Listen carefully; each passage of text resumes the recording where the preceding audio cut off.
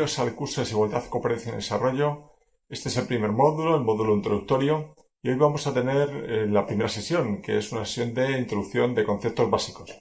Y para ello contamos con Pedro José Gómez, que es director del Departamento de Economía Aplicada, Estructura e Historia de la Universidad Complutense de Madrid, y también ha sido director del título de Desigualdad, Cooperación y Desarrollo durante más de 20 años en la Universidad Complutense. ¿Qué tal? Buenas tardes, Pedro, ¿cómo estás? Hola, muy buenas. En esta sesión tenemos tres conceptos fundamentales que abordar: el de desigualdad, el de cooperación y desarrollo. ¿Por cuál empezamos y por qué es tan importante este concepto? Vamos a comenzar esta aproximación a los tres conceptos que definen el título del curso, poniendo nuestra atención en la desigualdad. No solo era el primero, sino el que aparecía propiamente como desafío. Repito algo que dije antes. En la época en la que el curso comenzó su andadura, probablemente era más la preocupación que existía por la pobreza que la preocupación que existía por la desigualdad. Sin embargo, a lo largo del tiempo, la preocupación social por ambas situaciones ha ido cambiando. En estos momentos yo creo que resulta absolutamente indudable que para la mayor parte de la opinión pública mundial la pobreza es grave, es un problema enorme, pero la desigualdad resulta que ha adquirido tintes escandalosos, que está a la base de la insatisfacción, de la crisis social, de la crispación, a veces del conflicto. Digamos que, por una parte, los datos que conocemos sobre la desigualdad y a los que me referiré inmediatamente son, como decía, escandalosos, pero por otra parte, también hay que tener en cuenta que desde el punto de vista del análisis de la desigualdad, estamos en los últimos años en un periodo en el cual un asunto que parecía poco importante se ha convertido verdaderamente en central. ¿Podrías comentarnos algún hecho que confirmara la centralidad de los estudios de desarrollo? Algunos de los últimos premios Nobel de Economía sean precisamente autores famosos por su competencia en el análisis, en el estudio de la desigualdad. Por mencionar solo algunos, podemos recordar a Banerjee y Duflo, que junto a Michael Kremer obtuvieron el premio Nobel en el 2019, precisamente con estudios referidos a cómo se podía analizar la problemática de la pobreza y la desigualdad, o Agnes Deaton, que obtuvo también el premio Nobel en 2015, o Paul Krugman y Joseph Stiglitz, que obtuvieron sus premios Nobel con un poco de anticipación y que, aunque se dedican a muchas cosas, han publicado importantes obras referidas a la desigualdad, por no hablar de otros autores que son verdaderos autores de bestsellers, aunque no hayan sido reconocidos con el premio Nobel de Economía. Por ejemplo, es el caso de Thomas Piketty con su libro El capital del siglo XXI y otros posteriores, o los trabajos de Anthony Atkinson, que fue el verdadero experto de la OCDE en cuestiones de desigualdad, o de Branko Milanovic, que trabajó en el Banco Mundial y en otras numerosas instituciones dedicadas al análisis precisamente de la evolución de la desigualdad. Nos comentas que el estudio sobre la desigualdad se está desplazando en parte a los estudios de la pobreza, pero ¿qué ha pasado de la pobreza? Si tuviéramos que hablar en un titular sobre la pobreza, ¿qué es lo que diríamos? La pobreza en el mundo sigue siendo extraordinariamente elevada, pero en sus niveles más extremos ha tenido un comportamiento moderadamente positivo. ¿A qué me refiero? Pues en concreto me refiero a que, si bien en 1990 el número de personas que vivía con $1 de aquella época al día era nada menos que del 40% de la población mundial, esa proporción ha ido cayendo de modo continuo hasta prácticamente el estallido de la pandemia, y de modo que en el año 2018-2019 pues la proporción de personas que vivían con ese mismo tipo de ingresos equivalentes, que en estos momentos no sería $1, sino por cuestiones de la inflación $1.80, la proporción de personas está ahora por debajo del 10%. Por debajo del 10% de una población que en estos momentos es muy superior a la que había en 1990. Luego es cierto que la pobreza extrema, aunque de modo lento, ha ido reduciéndose. ¿Y la desigualdad? ¿Qué tendencia ha seguido la desigualdad? Los datos de la desigualdad son distintos. La desigualdad fue creciendo a lo largo del siglo XX, alcanzó cotas elevadísimas a finales del siglo XX, con índices de Gini superiores al 0,70, y se considera en general que es una desigualdad que se ha mantenido, que se ha enquistado o que según los lugares se ha ampliado. Prácticamente de cada 3 países, en 2 países ha aumentado la desigualdad y en 1 ha mejorado. Y precisamente los países más igualitarios han ido perdiendo esos niveles de igualdad y poco a poco la desigualdad es un fenómeno que se puede observar en cualquier lugar del planeta. ¿Tenemos datos concretos de desigualdad? ¿Podrías ponernos algún ejemplo así específico sobre la desigualdad actual que vivimos? Poniendo quizás algunos ejemplos casi periodísticos y bien conocidos, por ejemplo, un estudio de Oxfam de hace pocos años recordaba que las 8 personas que más riqueza acumulaban en el mundo, solo 8 personas poseían tanta riqueza como la mitad de la población mundial, que en aquellos momentos era de 3.750 millones de personas.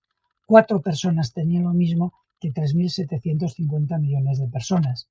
O si hablamos de grupos más amplios, el 1% de la población mundial acumula tanto como el 99% restante por lo que se refiere a la riqueza. Llegado un momento, cuando determinadas personas son muy ricas, hagan o no hagan por aumentar su fortuna, esta aumenta de modo acumulativo y por un proceso, podríamos decir, inercial.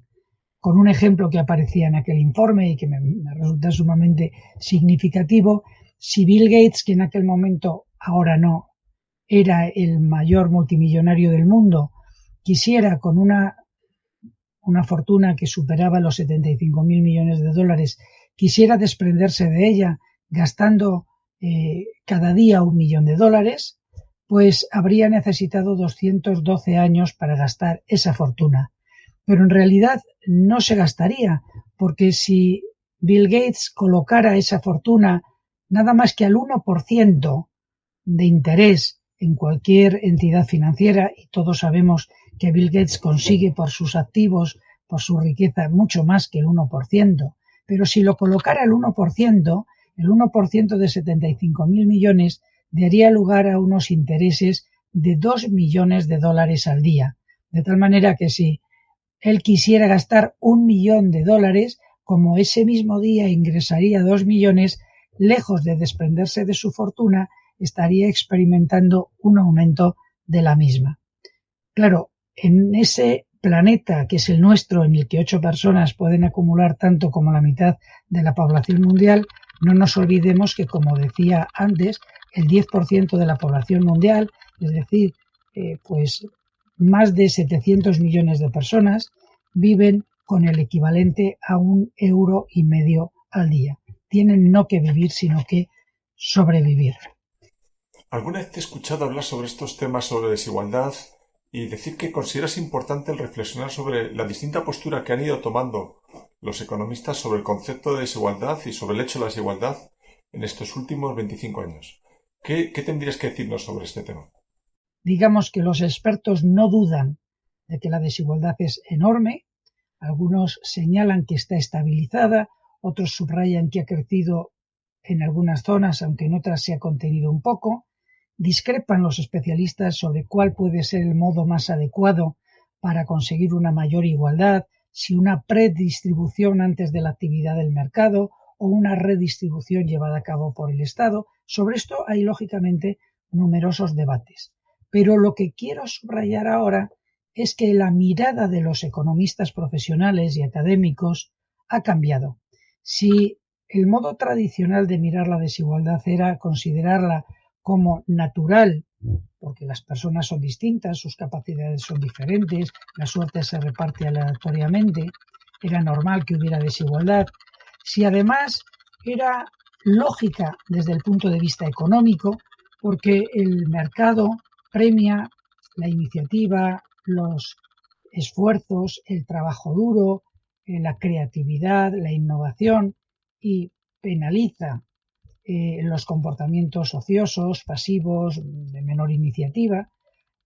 Si tal como funciona en teoría la economía de mercado hace que las personas busquen el éxito, pero que el mercado penalice o premie unos comportamientos y otros, para los economistas, además de natural y de normal, Esto significaba que la desigualdad también tenía un componente de justicia, porque premiaba a los que se lo merecían y penalizaba a los que también se lo merecían por tener un comportamiento distinto.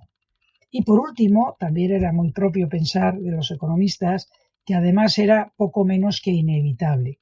No solo era normal, natural, justa, sino que además era inevitable porque, digamos, las fuerzas que generaban esa desigualdad no podían ser sustancialmente corregidas. Más aún, no es solo que fuera inevitable que hubiera ricos y pobres, sino que además los intentos de corregir sustancialmente las desigualdades del mercado podrían ser contraproducentes. ¿Por qué?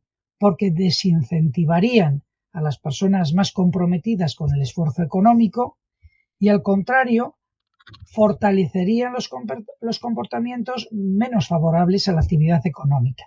Todos recordaremos cómo en el periodo de la existencia de la Unión Soviética se analizaba muchas veces cómo, en la medida en que había pleno empleo y que los trabajadores sí o sí iban a cobrar unos salarios que eran profundamente igualitarios, eso desincentivaba la creatividad, el riesgo por parte de los directivos y quizás desincentivaba también la realización de un esfuerzo muy notable por parte de los trabajadores. Bien, esta es la visión tradicional que tenían los economistas sobre la desigualdad, pero no es la que tenemos ahora. En los últimos tiempos los economistas se han dado cuenta de que como las desigualdades son verdaderamente descomunales, no son moderadas, los efectos perversos de esa desigualdad no solo afectan a la justicia social o a los derechos humanos o de las personas a llevar una vida decente o a poder acceder a una vida digna, sino que en realidad esta desigualdad se ha convertido en disfuncional incluso para la dinámica económica capitalista más ordinaria. ¿Y por qué es disfuncional? ¿Por qué? Porque esta desigualdad, por ejemplo, hace que buena parte de los sectores populares no puedan aprovechar sus capacidades, porque no pueden gozar de la salud adecuada, porque no adquieren la educación o la formación a la que podrían haber accedido, porque no tienen posibilidades de acudir a los bancos y obtener ahorro para sus inversiones, porque tienen mil frenos. De tal manera que la sociedad en su conjunto pierde muchas capacidades de los más pobres. Pero al mismo tiempo las grandes desigualdades generan crisis, conflicto, crispación social, lo cual lleva a aumentar las actividades de tipo delictivo, violento, etcétera, y a que los estados tengan que dedicar notables recursos, notables esfuerzos a buscar mecanismos de control judiciales, policiales, etcétera. Esos son sobrecostes a la actividad económica. Por supuesto que en situaciones de violencia y de injusticia, la actividad económica ordinaria no se puede llevar a cabo y son muchas veces las actividades delictivas o más negativas para la sociedad las que pueden progresar. Más aún, si puede tener sentido o puede ser comprensible racionalmente el argumento tradicional económico según el cual que existan ciertas diferencias en la remuneración puede estimular a las personas a esforzarse más, también es cierto que cuando las desigualdades son enormes y cuando además uno percibe que su situación no es el resultado de su esfuerzo o de su mérito, sino de las circunstancias o de la casualidad, entonces esas desigualdades, lejos de incentivar, desincentivan, porque ¿cómo se va a esforzar una persona que sabe que haga lo que haga no va a salir de la situación negativa en la que se encuentra? Entonces, al final, esos desincentivos lo que hacen es alentar comportamientos que no son precisamente los socialmente más deseables. De tal modo que, repito, por mil motivos, he comentado algunos en estas palabras, por mil motivos, hoy en día los economistas consideran que es necesario luchar contra la desigualdad extrema por un motivo de justicia social, pero también para que mejore el clima económico en el que todos los actores pueden y deben actuar. Bueno, y ya para cerrar esta breve introducción sobre la desigualdad, ¿hay algún tema que tenemos que tener presente, que no podemos dejar pasar, que tenemos que estar alertas para pensar o reflexionar sobre él? Bien, solo me quedaría por hacer una consideración adicional, y es que las sociedades cada vez toleran menos las desigualdades y sobre todo si las perciben como arbitrarias o como resultado de discriminación de género, discriminación de etnia, discriminación de nacionalidad, cualquier tipo de discriminación. Las sociedades son muy sensibles a esta especie de doble manera de medir, de doble vara a la hora de juzgar, de que unas personas puedan acceder con facilidad a una situación privilegiada, mientras otras hagan lo que hagan, se esfuercen lo que se esfuercen, no puedan acceder a lo mínimo, a lo más elemental, a lo digno. De tal manera que en el momento actual la globalización del mundo, que también es la globalización de la desigualdad, está generando tensiones y conflictos que pueden ser enormemente perjudiciales y que pueden resolverse en niveles de baja intensidad como la delincuencia, en niveles de media intensidad como los procesos de terrorismo, procesos armados o incluso en conflictos militares de mayor nivel. De tal modo que por muchos motivos, por muchas razones, la lucha contra la desigualdad es hoy más importante que lo que era cuando se inició nuestro curso. Ahora vamos con el siguiente de los conceptos, que es el de cooperación. ¿Podríamos situarnos así con unas breves pinceladas sobre ese concepto, bueno, tan rico por otro lado, pero así una primera impresión? No es lógicamente una sesión introductoria sobre conceptos el lugar en el que tenemos que desarrollar hasta el último detalle el significado de los mismos. Pero sí que intentamos en esta sesión hacer una primera aproximación. La palabra cooperación es una palabra que, como casi todas las importantes en el ámbito de las ciencias sociales y de la economía, pues ha experimentado profundas mutaciones a lo largo del tiempo. En realidad, aunque ahora asociemos la palabra cooperación a las relaciones norte-sur o entre países con más o menos nivel de desarrollo, en sus orígenes la palabra cooperación empezó a utilizarse después de la Segunda Guerra Mundial, pero más bien para definir la relación que debiera establecerse entre las propias potencias desarrolladas. Digámoslo de otra manera, la experiencia nefasta del proceso de competencia económica furibundo, desleal, agresivo que se produjo entre la Primera y la Segunda Guerra Mundial hizo pensar a Estados Unidos y a sus aliados que cuando terminara la Segunda Guerra Mundial habría que establecer unas reglas del juego, diríamos, que manteniendo la característica competitiva propia del capitalismo, hiciera que esa competencia estuviera medianamente regulada, fuera transparente, no fuera destructiva, lo que llamaríamos una competencia leal. Y precisamente la palabra que servía para mostrar esa otra manera de competir era la de cooperación. Competencia y cooperación se consideraban dos realidades complementarias. ¿Puedes ponernos algún ejemplo de una institución o de una situación en la que se plasmara esta primera concepción de cooperación que estás planteando? En este sentido puede entenderse la aparición de organizaciones como la OCDE, Organización de Cooperación y Desarrollo Económico. Este es un club de los países ricos, por lo tanto, en sus orígenes, su finalidad o sus finalidades más importantes no estaban referidas a la superación de la pobreza en las antiguas colonias o, como entonces se decía, del tercer mundo. Estaba la OCDE orientada a que entre sus miembros las relaciones económicas fueran no conflictivas. ¿Hay algún momento en que esa inicial concepción de cooperación se amplía o se cambia o incluso se desarrolla? Cuando pasaron los años de la reconstrucción posbélica en Europa y cuando se fue estabilizando la evolución de la economía mundial, se produjo, por una parte, un menor interés por la reconstrucción europea, un mayor interés por la situación de los países menos desarrollados y el proceso mismo de la descolonización. Entonces, en ese contexto nuevo, ya estamos hablando de los años 50, quizás primero 60, tiene lugar una especie de reflexión internacional en Naciones Unidas, también en un organismo nuevo, la Conferencia de las Naciones Unidas para el Comercio y el Desarrollo, la UNCTAD, en la que se empieza a concebir la necesidad de que los países desarrollados transfieran recursos a los países en desarrollo para que estos puedan superar su situación de, digamos, de atraso en unos términos, de subdesarrollo, de carencias, de pobreza, etcétera. Y ahí es donde surge la idea de la ayuda al desarrollo y de la cooperación al desarrollo.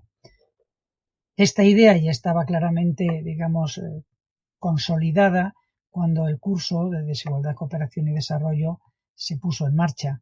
Ya en aquel momento la discusión consistía en cómo lograr que la cooperación al desarrollo, primero, obtuviera recursos suficientes para enfrentarse a los problemas que tenía que afrontar y, por otra parte, que además de recursos suficientes se utilizara de una manera adecuada respetuosa desde el punto de vista político con la soberanía de los países en desarrollo y eficiente o eficaz desde el punto de vista económico, como para transformar las estructuras subdesarrolladas en otras que tuvieran otras características.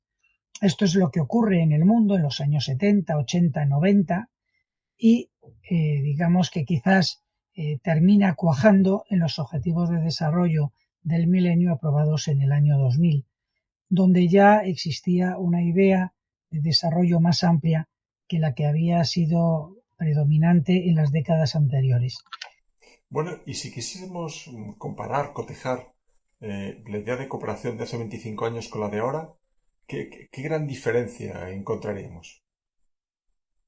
Diríamos que, simplificando quizás un poco las cosas, que en la idea de cooperación predominante hace varias décadas se percibía el mundo como dividido en dos realidades más o menos homogéneas, el norte y el sur, el norte con recursos abundantes y que había sido capaz de resolver los desafíos del bienestar social de un modo por lo menos suficiente, y por otra parte el sur, lleno de carencias, lleno de dificultades, sometido a mil problemas y con unas características de la estructura productiva y de la estructura económica que se convertían en una especie de círculos viciosos que perpetuaban los problemas de la pobreza. De tal manera que la idea básica de la cooperación consistía en que hubiera una transferencia de recursos del norte al sur que permitiera al sur, por decirlo así, acelerar su proceso de desarrollo económico, social y político. Bien, en los momentos actuales se sigue hablando de cooperación, pero la perspectiva es sustancialmente distinta. Y esto es algo que se puede percibir en muchos ámbitos, en muchos espacios, pero que puede percibirse en una plasmación muy concreta, que son los Objetivos de Desarrollo Sostenible aprobados cuando terminó el periodo de los Objetivos del Desarrollo del Milenio. ¿Qué idea de cooperación podemos encontrar, podemos advertir detrás de los ODS, detrás de los Objetivos de Desarrollo Sostenible?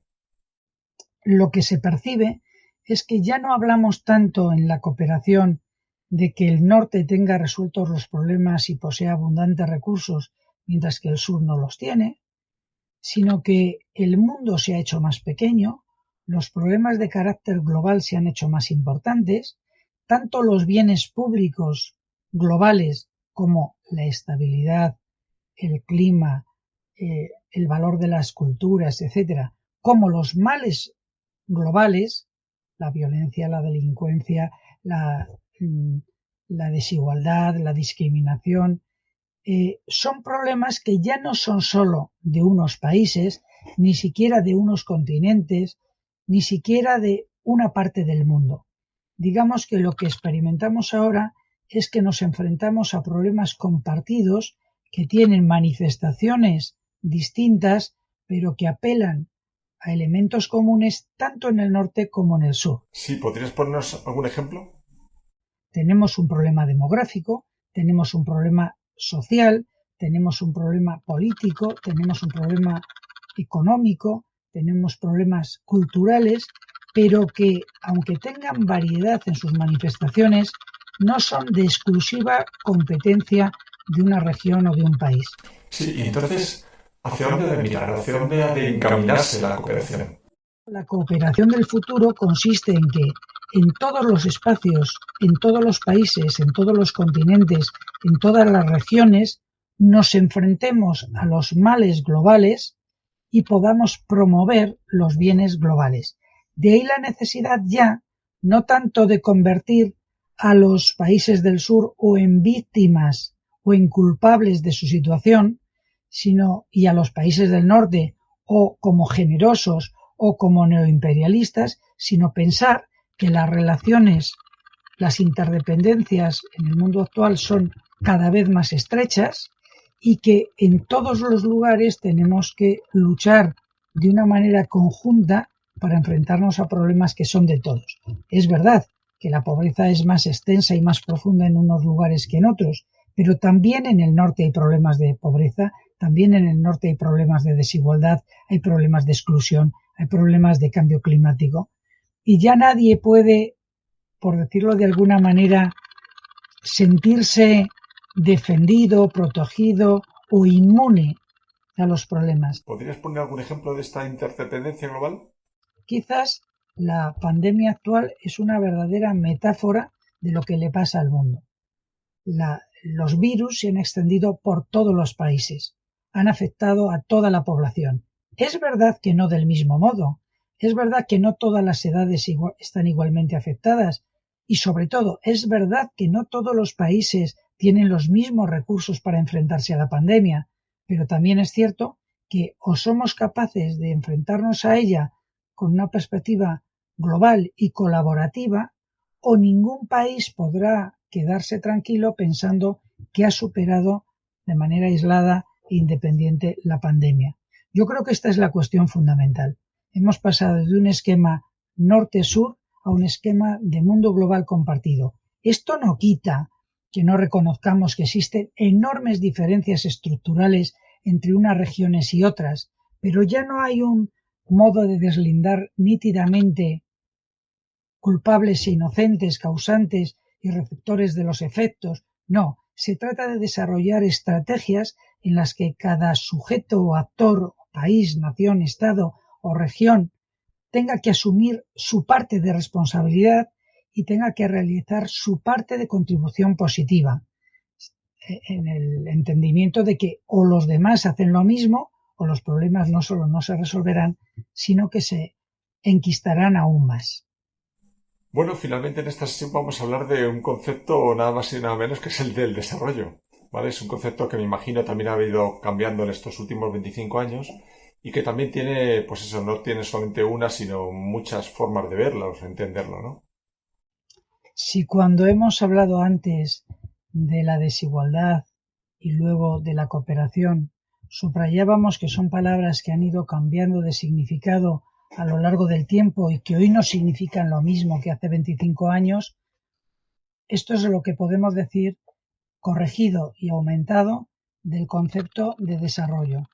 Este es un concepto enormemente polisémico, enormemente rico, que en el fondo, en las últimas décadas ha representado el ideal de aquello a lo que querríamos aspirar. Digamos que de alguna manera puede ser un correlato o un sinónimo de progreso, avance, mejora, aquello que parece concitar pues la unidad de pensamiento, los deseos comunes, lo que todos aspiraríamos a conseguir. En realidad lo que ha ido ocurriendo a lo largo del tiempo es que la palabra desarrollo, al mismo tiempo que se iba enriqueciendo, iba siendo más difícil de medir, cuantificar o sopesar.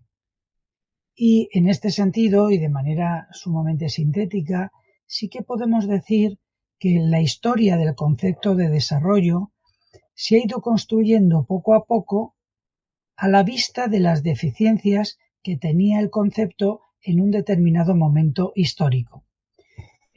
Resumiendo mucho algo que en el curso se vería luego con muchísima amplitud, profundidad y detenimiento, podemos decir que al principio de la historia del concepto de desarrollo, digamos después de la Segunda Guerra Mundial, era un sinónimo de otra palabra que se utiliza de forma fluctuante, a veces se pone de moda, a veces desaparece, que es la palabra fomento. La palabra desarrollo era sinónima de fomento y quizás también de crecimiento.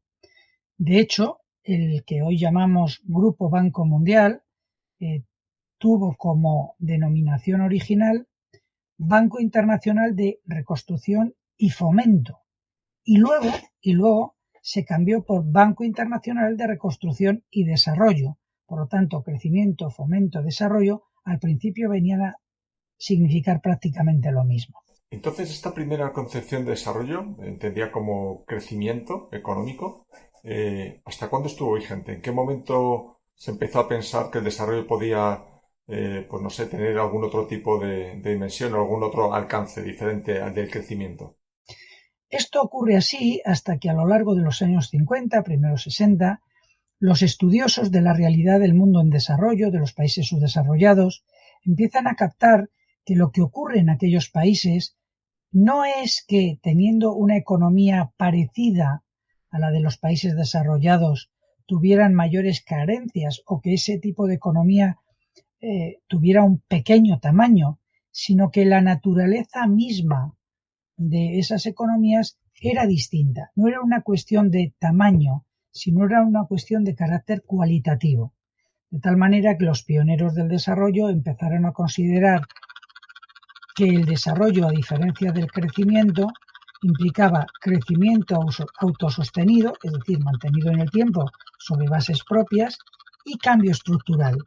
El cambio estructural se entendía como la modificación de los distintos sectores productivos en una línea modernizadora. Así es como empieza a separarse por primera vez desarrollo de crecimiento. Pero claro, pronto observaron esos estudiosos que países que tenían un desarrollo económico ya en este sentido, de transformación estructural, de crecimiento sostenido en el tiempo, tenían a buena parte de la población sumida en la pobreza. Bueno, y al darse cuenta de esa situación, ¿hicieron algo? ¿Le dieron una vuelta al concepto de desarrollo que existía hasta ese momento?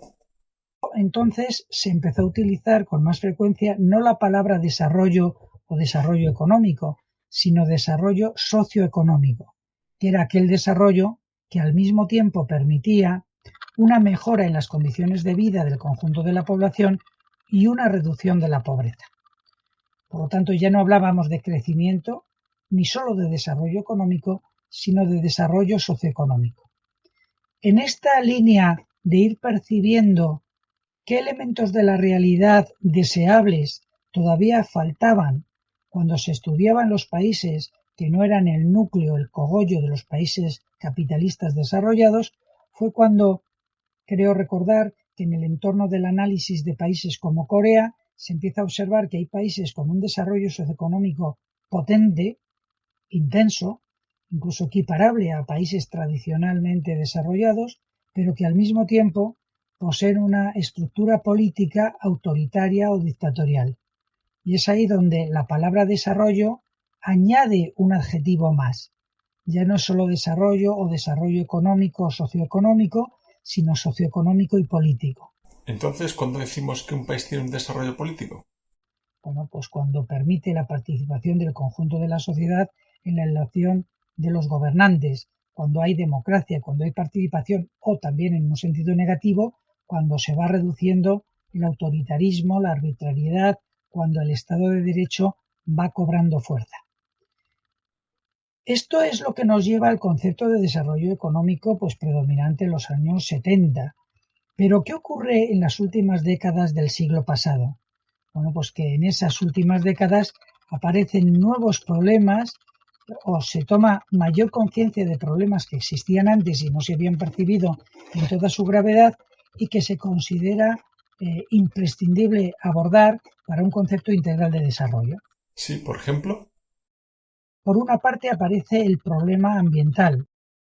Lo primero que se percibe es el agotamiento de los recursos, pero pronto también el deterioro del medio ambiente, la contaminación, la pérdida de diversidad y lo que en estos momentos percibimos con mayor claridad, la amenaza de que algunos de los equilibrios biológicos básicos de la temperatura, de los ciclos del agua, del oxígeno, del CO2, del ozono, se rompan. Y con esta ruptura que quede amenazada la vida humana y la vida en general. Esto naturalmente ocurre con los primeros informes del Club de Roma, con el famoso trabajo sobre los límites del crecimiento, y esto es lo que añade un adjetivo al desarrollo.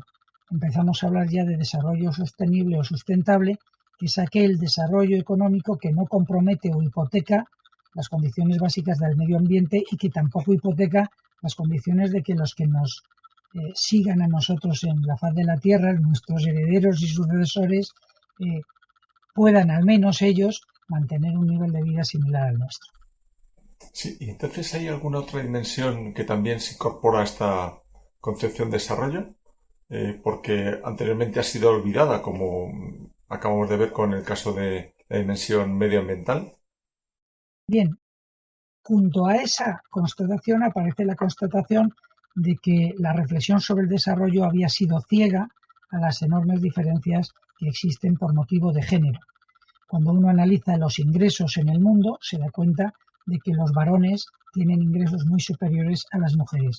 Cuando uno analiza la propiedad del capital o de la tierra o de otros recursos, observa que los principales propietarios son también varones. Y cojamos cualquier dimensión de la vida económica que nos parezca oportuno, ocurrirá esto, que hay una diferencia de género sustancial. De tal manera que pronto los economistas empezaron a hablar también de desarrollo con perspectiva de género, que es aquel desarrollo en el cual los avances se reparten equitativamente entre varones y mujeres. El interés por las mujeres en los estudios de economía del desarrollo provino como de dos campos. Por una parte, por una cuestión de ética, de observar la diferencia, la discriminación, la desigualdad que se producía entre varones y mujeres. Por una cuestión de justicia, había que incorporar esa realidad a la reflexión sobre el desarrollo, pero también por una cuestión, diríamos, de eficiencia. Numerosos estudios pusieron de relieve que las mujeres desempeñan un papel crucial en las familias y en las comunidades, de tal manera que ellas son protagonistas de muchos lazos beneficiosos para la vida social y económica, y que cualquier inversión que se realice en las mujeres no solo las beneficia a ellas, cosa que es de justicia, sino que además suele tener repercusiones positivas en sus hijos, en sus maridos, en sus padres, en la comunidad, en la aldea, en la ciudad, porque ellas están profundamente implicadas y comprometidas en labores sociales, políticas, de voluntariado, de colaboración, y que cuando en las familias hay dificultades, si alguien acaba sosteniéndolas en último término, suelen ser muchas más veces las mujeres, muchas menos veces los varones. Por lo tanto, esta incorporación del género sería de las penúltimas en la evolución del concepto de desarrollo. Bueno, al decir que son penúltimas, eso significa que todavía el concepto de desarrollo siguió evolucionando, siguió desarrollándose, ¿no? Pero también es verdad que ya a esas alturas teníamos un concepto de desarrollo que era multidimensional, tenía muchas dimensiones. Nadie se planteó la posibilidad de poder agruparlas, de poder buscar un encaje donde al menos buena parte de ellas pudiesen integrarse bajo un mismo concepto. En los años 90 del siglo pasado, cuajó dentro del PNUD, en las Naciones Unidas, la idea de que había que buscar un concepto de desarrollo que por una parte fuera integrador de diversas facetas, no fuera unilateral o reduccionista, y por otra parte que se pudiera medir para ver si había avance o retroceso en el desarrollo, y permitiera también comparar las situaciones relativas de unos países y otros, cosa que es fácil de hacer con el crecimiento económico, pero que es mucho más difícil conseguir cuando nos referimos al desarrollo. Entonces, en ese contexto es en el que lanza las Naciones Unidas la idea de desarrollo humano. El concepto de desarrollo humano tiene, por una parte, tres niveles. Se entiende que el desarrollo implica, en primer lugar, la cobertura de las necesidades más básicas del ser humano: protección, alojamiento, vestido, alimento, salud, digamos, cubrir las necesidades básicas. En un segundo nivel, permitir a todos los seres humanos desarrollar sus capacidades potenciales. Todos venimos a este mundo con capacidades intelectuales, afectivas, relacionales, artísticas, de todo género, y entonces podría ser oportuno incluir en el concepto de desarrollo esa potencialidad. No hay desarrollo allí donde un ser humano no puede desplegar sus capacidades. Por último, estaría el nivel de la libertad. Para que haya desarrollo, cada persona tiene que poder tener derecho a proyectar su vida de acuerdo a sus convicciones, a sus valores, a su estilo de vida.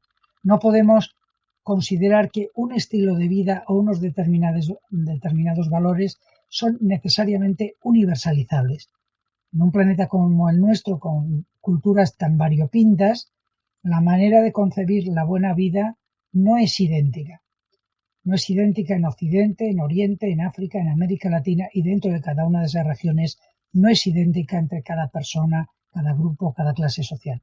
Por lo tanto, el tercer nivel del concepto de desarrollo humano es disponer de la libertad, de la autonomía, del derecho a vivir conforme a las propias convicciones. Este concepto de desarrollo humano estaba compuesto por tres dimensiones: la dimensión de la salud, la dimensión de la educación y la cultura y la dimensión económica.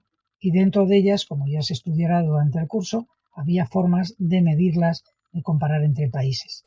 Bueno, pues si el desarrollo humano del Perú fue la penúltima gran conceptualización de desarrollo, ¿cuál era ese último giro que dio la conceptualización con la que podríamos concluir? Es verdad que para cerrar esta evolución del concepto de desarrollo, podremos decir que si hasta finales del siglo XX era un concepto que compartía una especie de unanimidad entre los actores sociales, entre los intelectuales, entre los académicos, entre la misma población, como el de representar lo deseable, el desarrollo era la meta, era el objetivo, era lo que no se ponía en cuestión. En los últimos años hemos asistido a una crítica sistemática del concepto, fundamentalmente porque quienes critican el desarrollo sostienen o bien que el modelo de desarrollo vigente es completamente inviable a medio y largo plazo para el conjunto de la humanidad, o más radicalmente porque se entiende que ese concepto de desarrollo vehicula una manera de concebir la vida, el éxito, la realización personal. Es como si el modo de vida de las sociedades individualistas, consumistas, digamos, occidentales, se quisiera convertir en el ideal de toda la humanidad. Cosa que es por una parte inviable y por otra parte muy criticable, porque si bien es cierto que el mundo occidental ha conseguido logros sociales, científicos y de toda índole incuestionables, también es cierto que dentro de sí mismo experimenta enormes contradicciones y fenómenos claramente patológicos en lo colectivo, en lo grupal y en lo individual. No podemos decir de ninguna manera que el éxito de los países capitalistas desarrollados esté libre de numerosísimos efectos secundarios negativos. Por eso, hoy en día, es frecuente también ver análisis que hablan del post-desarrollo, del antidesarrollo, del mal desarrollo, y que de alguna manera sitúan la reflexión sobre el desarrollo intentando discernir qué elementos del concepto deberíamos mantener y podríamos mantener y qué elementos negativos se han adherido y de los cuales deberíamos desprendernos. Y yo creo que de todos modos, como introducción a los conceptos básicos del curso, estas reflexiones son más que suficientes. Bueno, pues muchas gracias, Pedro José, por esta exposición en la que has conseguido sintetizar en pocos minutos tres conceptos que son complejos y que, bueno, que tienen toda una historia, ¿no? Y que además son centrales para este curso, ¿no? Por eso son la base y por eso también esta primera sesión introductoria, ¿no? Como son los conceptos de desigualdad, de cooperación y desarrollo. De verdad, muchas gracias por esa síntesis tan fantástica, agradecerte tu presencia y un saludo muy fuerte. Un saludo a todos.